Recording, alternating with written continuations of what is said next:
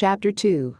In the deep midnight-like darkness, Sudaro woke up. Originally, fainting in a game would result in a forced logout after a warning message and a 60-second countdown by the system that caught the brainwave signature, but Sudaro, unaware of this, woke up without questioning it.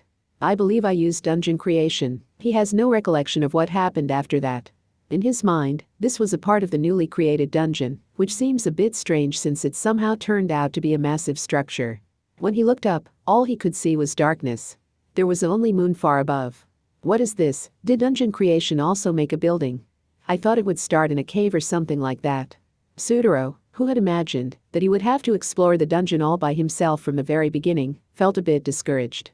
Curious about the details of his skills, he moved his eyes to open the menu, and he noticed a small icon glowing.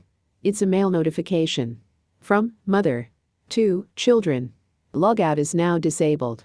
Pain setting is now permanent. Resurrection is no longer possible. No one can return until he is destroyed. The third death will be your last. Sudaro was speechless at the contents of the message.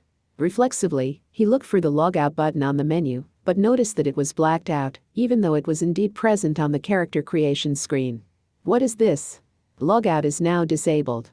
Pain setting is now permanent. Resurrection is not possible. It took him a few seconds to realize what was happening. And after that, Sudaro's mind was thrown into a jumbled mess, and in the end, he was left with nothing but despair. Sudaro then screaming. The pain in his throat was real, and he began to cry after he realized it. I can't go home. If I die, it's the end. Being in this place without parents, relatives, friends, or even strangers only feeds additional fear into his brain. I'm scared. Scared, scared. Hey, you. Amidst the screams, he clearly heard a girl's voice. For Sudaro, just being aware that there was someone else in this place is enough to give him a bit of peace of mind to break free from his despair. And after a bit of coughing, Sudaro looked toward the voice with a messy face and found a girl of about 13 or so years old with a pale, lifeless complexion. Long hair, large eyes, simple clothes, all pure white.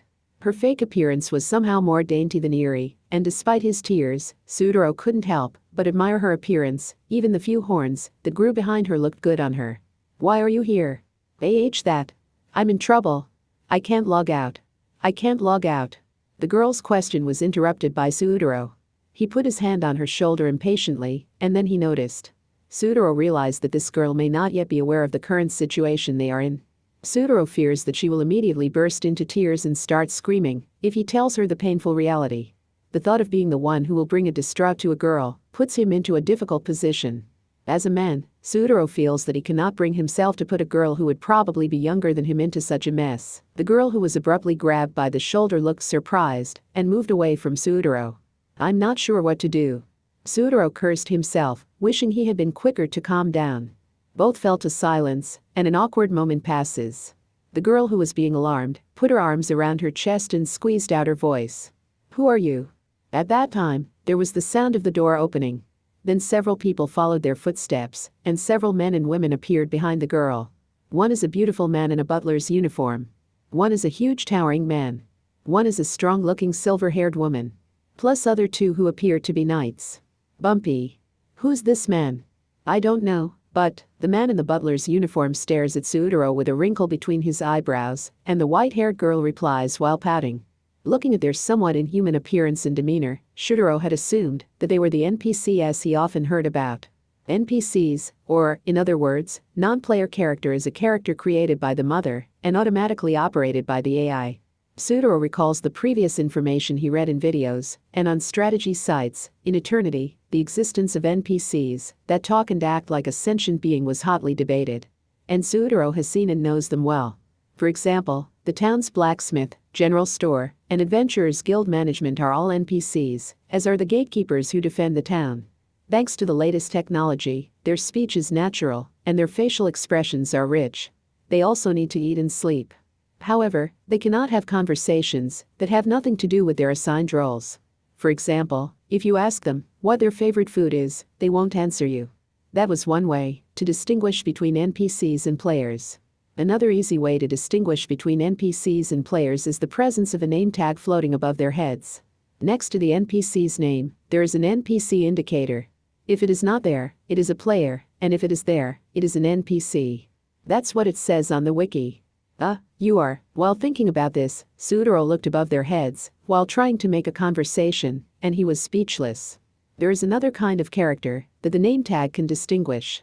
It's mob, which stands for moving object, which means something that moves, but in eternity, they also represent the monster, or in other words, an enemy. The butler, the big man, the silver hair, the knight, and this girl are all mobs. And they are actually something beyond that. They are boss mob. The beings labeled as mobs are enemies of players. They are beings that must be fought and defeated when they come face to face with people like Sudoro. They are beings that will attack and kill you. Sudoro remembered the message. Pain's setting is now permanent. Resurrection is no longer possible. A flash of death came to his mind, and Sudoro collapsed. He fainted from the sheer terror he felt.